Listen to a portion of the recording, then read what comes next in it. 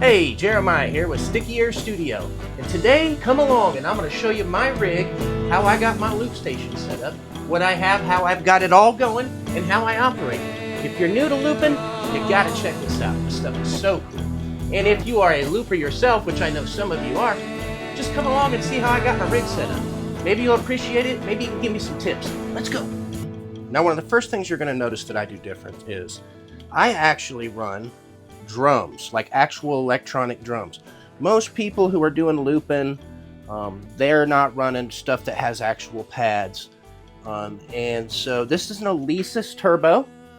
It's not super expensive.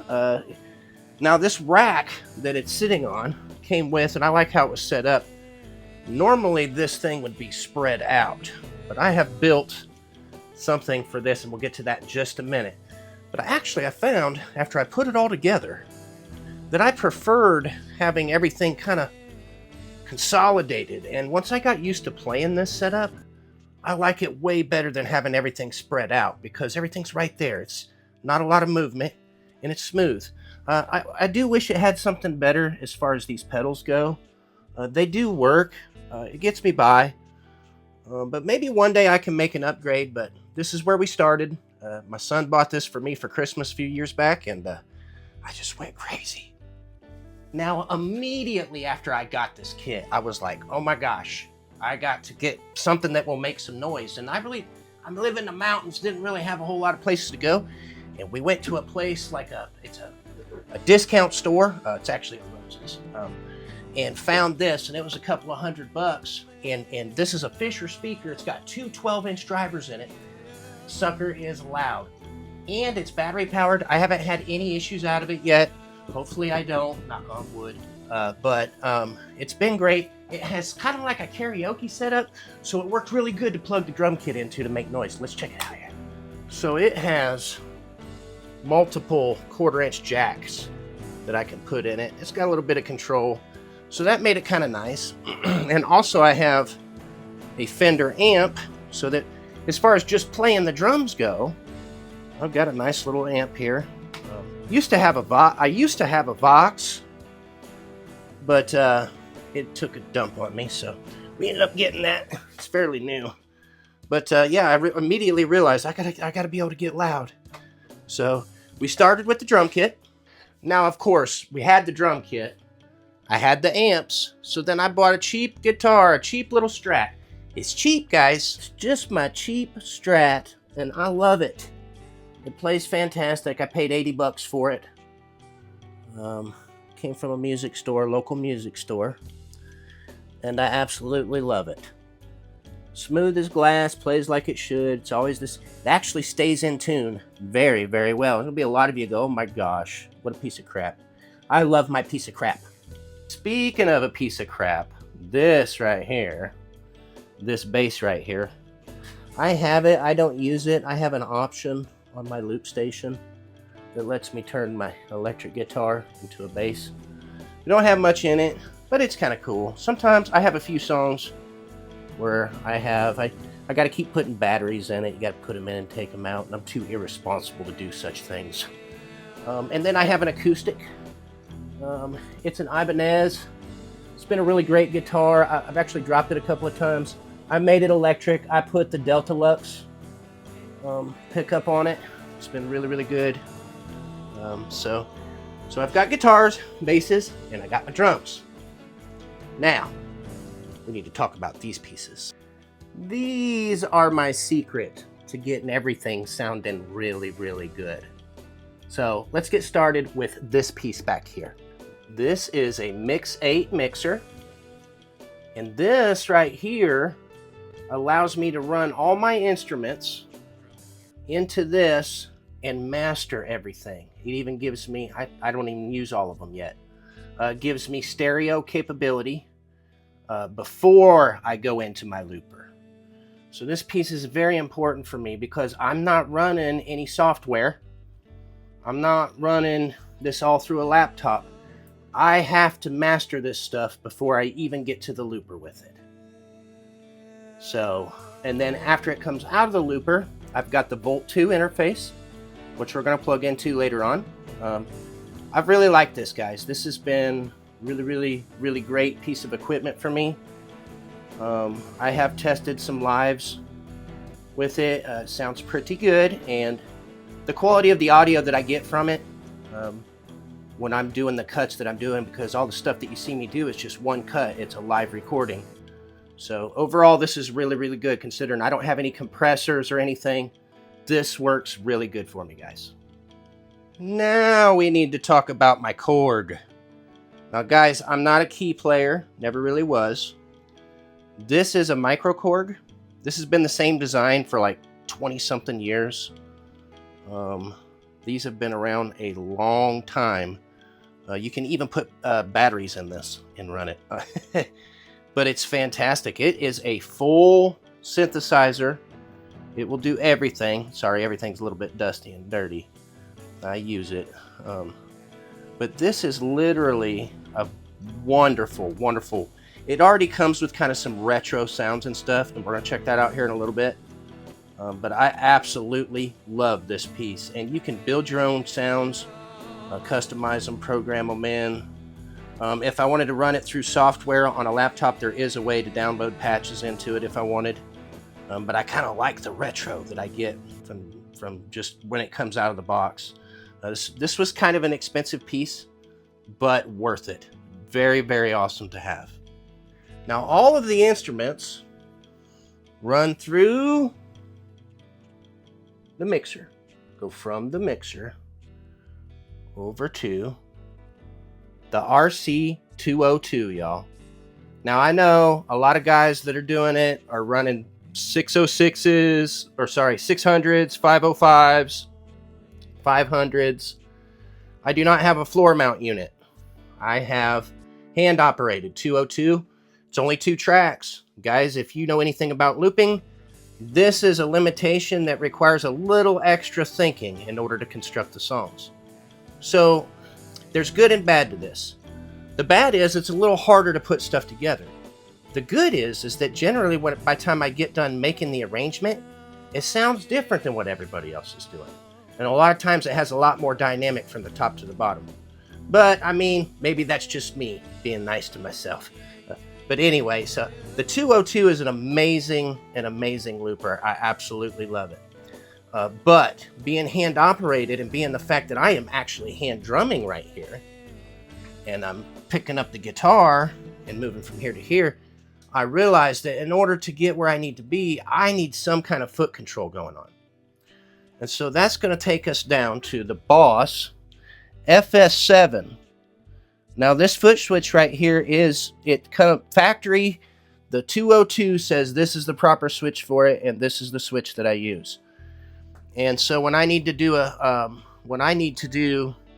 ignite the loop or stop the loop with my foot, I now have a foot pedal to operate. But now it operates a little funny. Let me show you something here.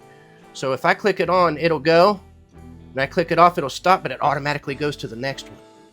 And that's something that's a little weird for me. If you're a looper, that's probably cool to you. See how it keeps jumping back? So it kind of automatically does that. But I found, after I got it going and messed with it a little bit, I loved it. I love that because it kind of just sets everything in motion, but then I'm kind of accustomed to kind of stop and go. And so it helped me in my style a lot. Next thing we need to talk about is my shoes. I'm just kidding. We need to talk about the pedals. But I'm sure y'all want to talk about these. These ain't cheap slippers, y'all. These are Minnetonka moccasins, all right? These are hand sewn, not cheap. And a lot of guys, they prefer to be barefoot that do this. I mean, I'm drumming on pedals, like I'm operating pedals like this and pedals like this. And just me personally, I prefer to have just something down here to help me make sure that I'm getting into that. What I ran into is when I try it barefoot, get caught like in between my toes and I don't get stuff hit. And it drives me absolutely nuts when it's not going the way I need it to go. I guess maybe I need to learn to be a little less hard on myself. But let's have a look at these pedals. They're pretty basic. This is a Nux Brownie Distortion. And I love this pedal. It's been great. It's like a $50 pedal, super cheap, has a wonderful sound to it, basic, which is, you know, I just need the distortion there. I can always come up here and I can add other effects here. So like I can add reverb here. So I can get reverb here and throw some distortion there, sounding good. And then next to that, I got the Nux Morningstar Overdrive. Now y'all, I love this pedal, but I haven't had it incorporated as a guitar piece for quite a while. One of the issues that I run into is when I use the bass, pitch shift for the guitar, it tends to like go too loud so that it peaks the mic, it peaks the levels go too high. So what I've done is I've actually dialed this pedal back and used this so that when I am engaging the guitar, like the bass, which looks like this right here, I don't know why but that's the setting there. So now I can just hit that button and it becomes a bass, which I'll show you here in a little bit. So once it becomes that bass, the problem is that the levels are so high that when I'm looking over here, I start peaking. And so if that's going too high and it starts getting into the yellow, here, look, I'll speak into the microphone here. Check, check, check, check, check, check. See it going into the yellow and the red? That's bad. We're talking too loud. I don't have you in that microphone right now, but we're going to go there here in a little bit. But anyway, the issue is that goes too loud. So I just dialed this down. So when I hit the bass and I'm going into the bass and I'm making the bass sound, I just turn that pedal on. And now that that pedal's on, it automatically, I use it like a volume pedal, automatically brings it down where it's not going to peak everything out and everything's still going to sound great. And I got it dialed in so that it matches with everything. And then when I'm done doing the bass part, I just click it back off and I turn that back off and we're ready to rock. So I kind of use it like a volume pedal, but it's a great pedal. Eventually I would like to get the bass going again over here and get it running. And I have a spot through the mixer. And once I do that and I get that dialed in, I can actually, I don't have to use because it has limitations, guys, and it only sounds so good. It does actually make my music bang pretty good sometimes. But the truth is it has limitations, and I'd rather have a real guitar in its place. I just want an electric bass, not like the hollow body. This thing feeds back if you try to play it in the room. Maybe in the future, I can get my overdrive pedal back, but not that big of a deal because I actually do pretty good with what I have. Okay, now on to what I've done here. Folks, I made all this. I handmade it. I tried to stain it, make it look nice, put some fancy little rubber mat in there. But this hangs on to the KORG, and it hangs on to the 202. And I built this to go onto here and mount onto what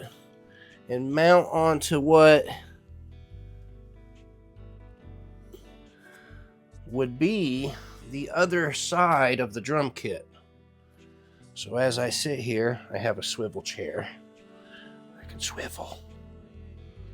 And as I swivel, I get to basically my drum station and then my loop station, my keys and my synths, and at the same time I'm here, and all I got to do is reach over here and grab a guitar, swing it over here, and I'm ready to operate.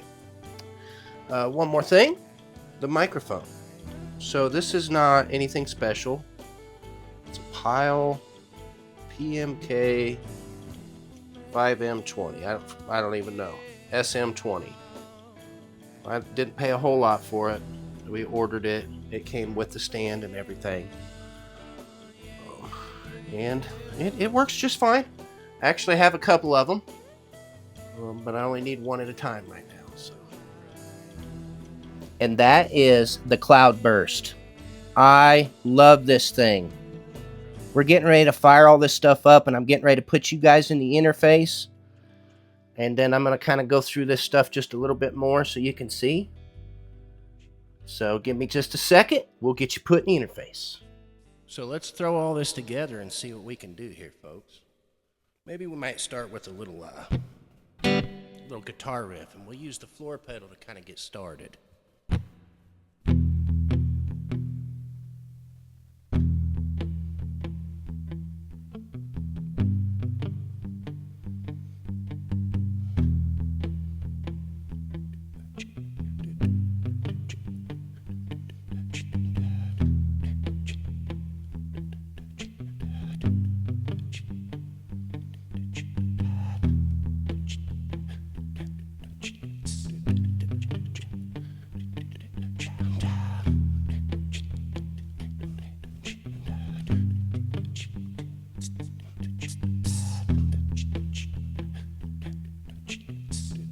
just making a little noise, folks. We're just putting it together.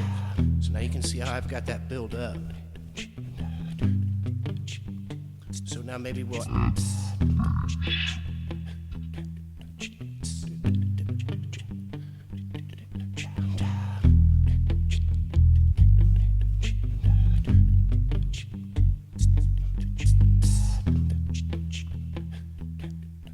See, now I have to turn that back off in order to get that, because if I have that on, it's going to take my guitar down.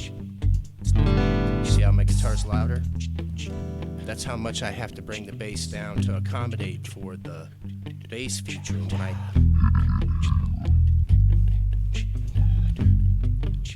And I'm just throwing stuff together. None of this is playing. This is not an actual song. We're just playing around, y'all.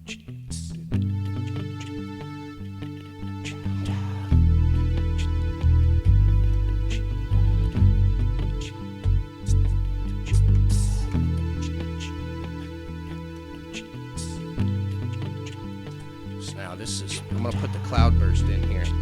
I love what this thing does. Let me add a little more reverb too.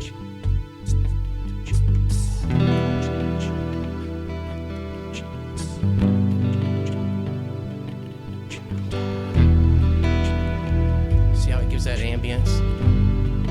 I love that.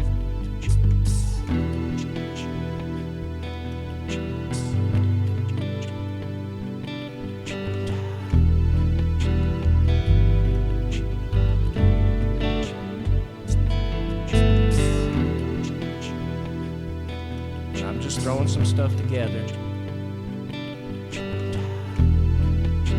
And so now that I'm here, this is the cool part. Because now I can go into the drums.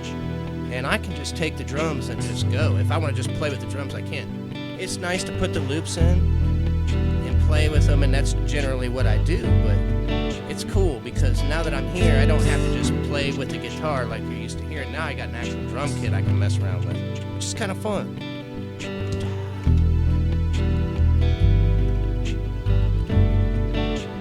And I can add the reverb to the kit. See, see that?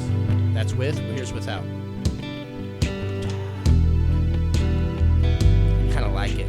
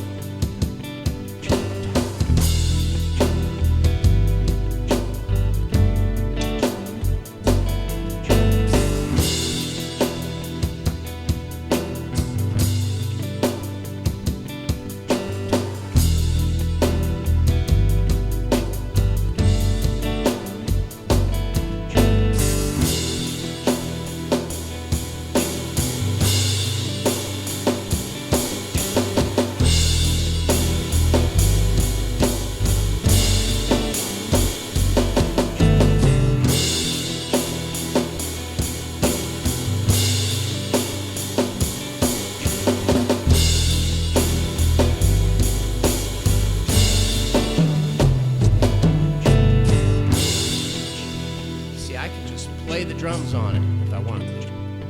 But of course we want to loop. We're looping. But I just think that's fun about the way that I've got my setup. And no laptops again, everybody. Nothing's running through a laptop. Everything's going through a mixer before it gets to the 202. So it's all mixed in stereo before it gets to the 202. So if I decide I wanted to add like some pan delay to it,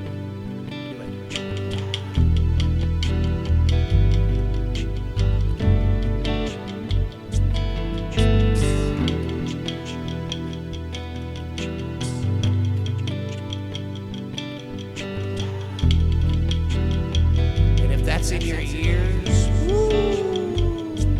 If you've got a pair of headphones on and you hear that, that's ringing from side to side. If it's just on your phone, you're not noticing that. But there's a lot of dynamic going on with the sound.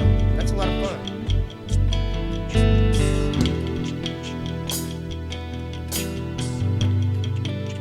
I think I'll go ahead and put a little drum in here.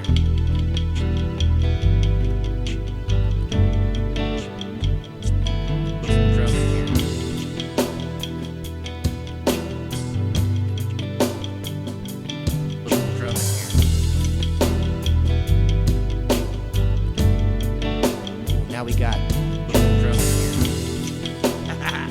it's fun, ain't it?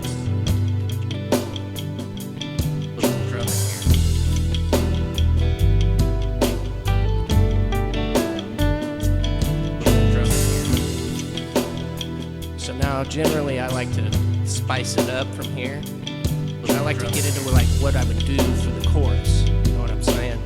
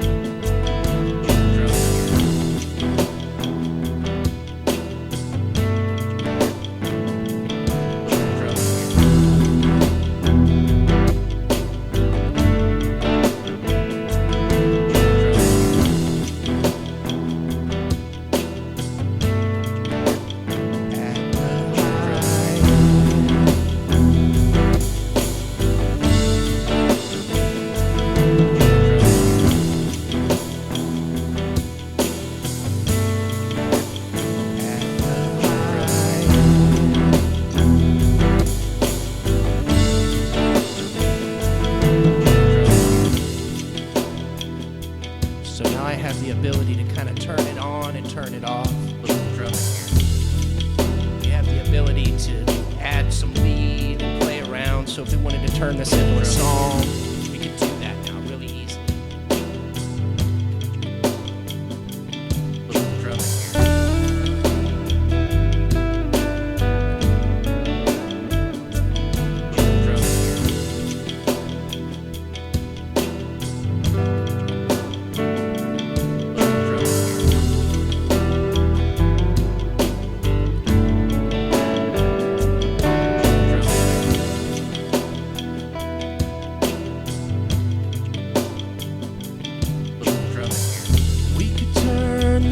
into a song,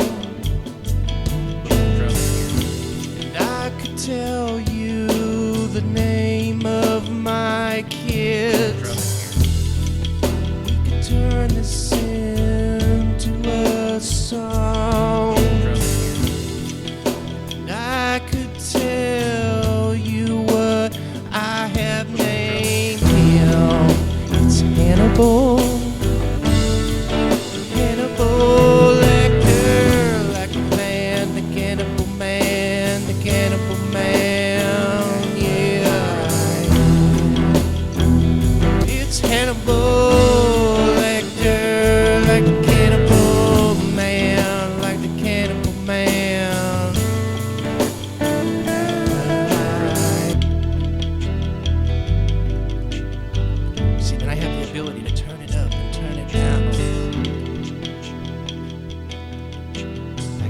The drums, take the drums away. In case you weren't paying attention, this very kid's name is Hannibal Lecter because he consumes me, folks. He consumes me.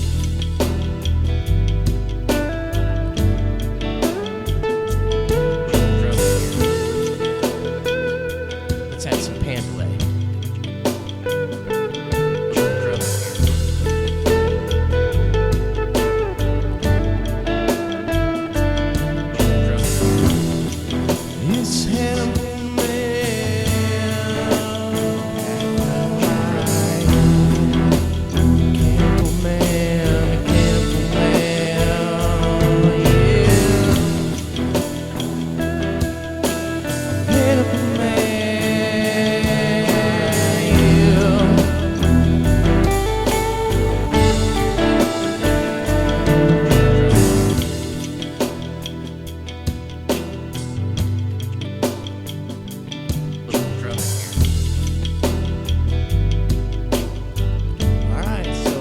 Out, I'm gonna keep recording a little bit.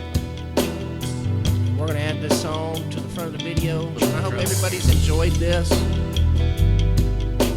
Just a little insight of what I'm doing, how I do it, how me and Hannibal are being consumed by ourselves as we enjoy doing what we do. Folks, we're trying to get live. We're gonna be live soon. If you're watching this video and you haven't subscribed, you need to go hit that subscribe. You need to go hit that like. You need to come see me soon, because this is what we do, y'all.